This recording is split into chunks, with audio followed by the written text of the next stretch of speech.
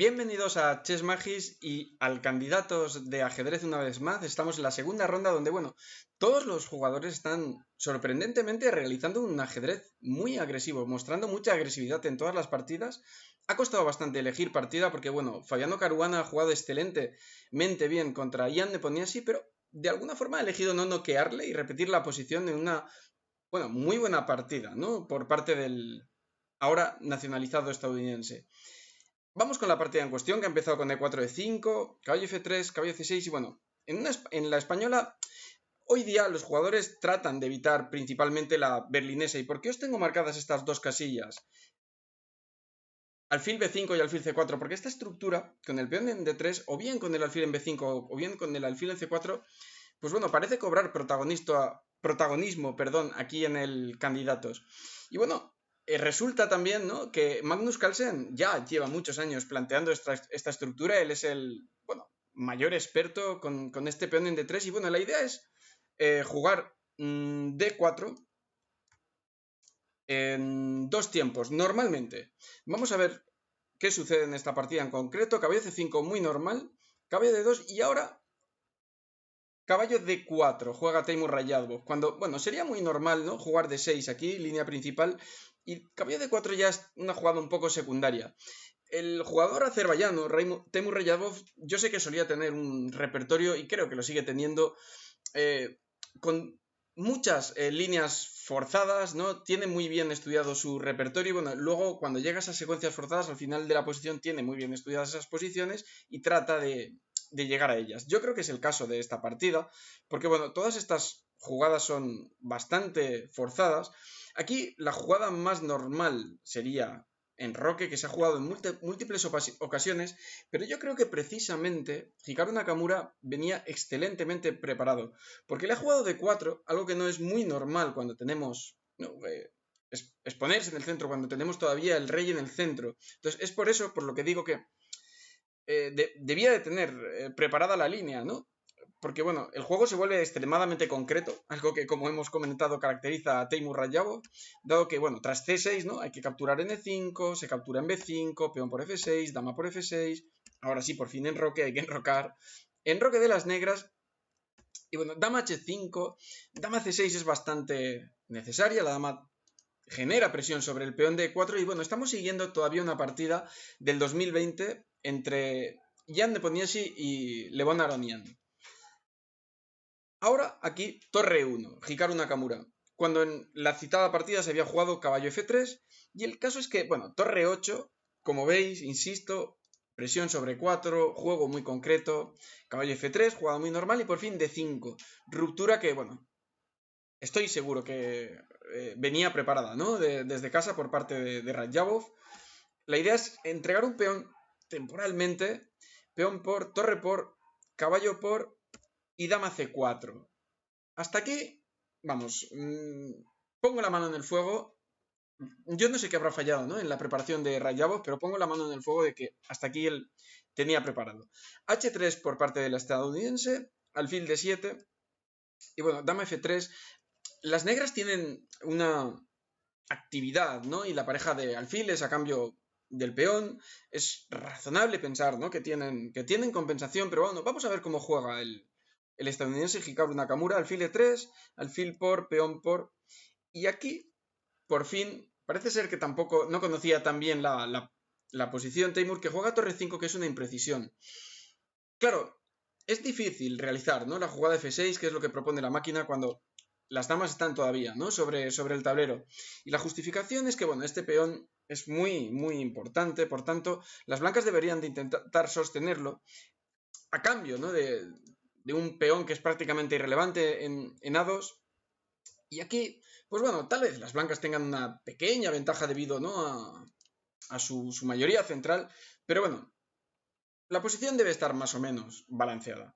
La cuestión es que en la partida viene torre 5, ¿no?, generando presión inmediata sobre el peón, pero resulta que esto es un fallo, dado que, se puede jugar de 6, ¿no?, y la idea es que Rayadov quiere llegar a una posición muy similar, si os fijáis, torre de 1, como hemos citado en el análisis, pero claro, jugar tras caballo por, torre por E3, recuperando el peón, y aquí torre D5, realizar, ¿no?, esta jugada F6, pero sin las damas en el tablero. Y es lo que pasa con el ajedrez moderno. Resulta que aquí en concreto ya no es tan interesante este F6. Veamos por qué.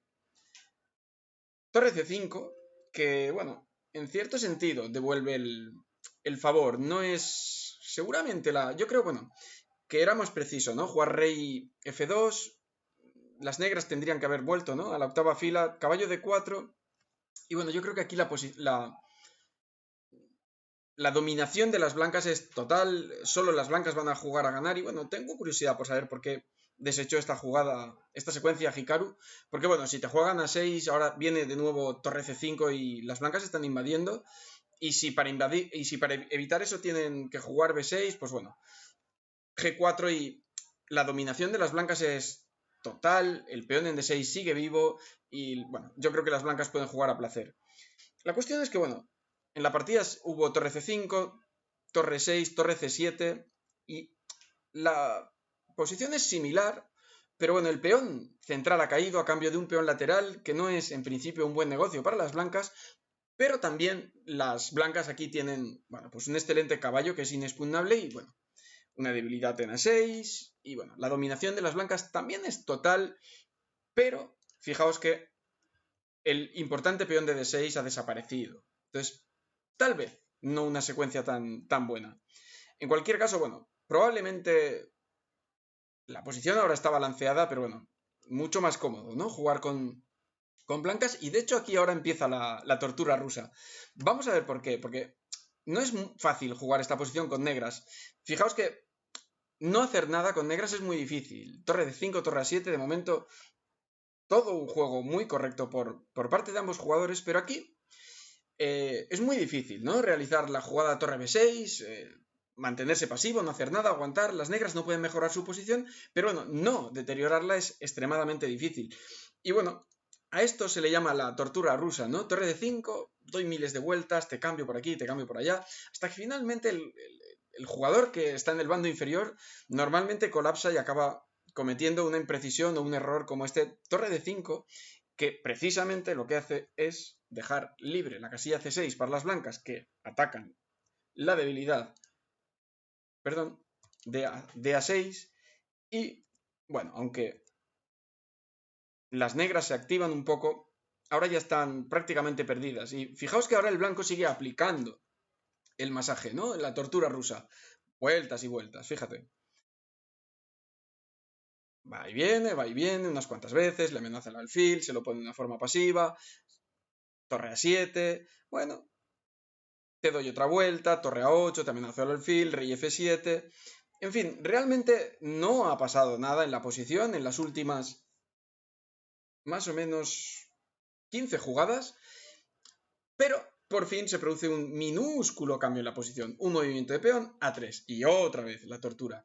Es extremadamente doloroso, ¿no?, jugar una posición así con negras, y bueno, torre de 7, caballo de 4, torre 4, y por fin otro cambio, este sí es mucho más importante, un cambio de peones, y bueno, prácticamente la posición de las blancas, bueno, yo creo que está decidida. Tal vez una máquina sea capaz de defenderla, pero a nivel humano yo lo veo, pues bueno, básicamente imposible. La máquina dice que tal vez torre G4 aquí, torre de 8, y bueno, las blancas están muy bien, pero tal vez se puede defender.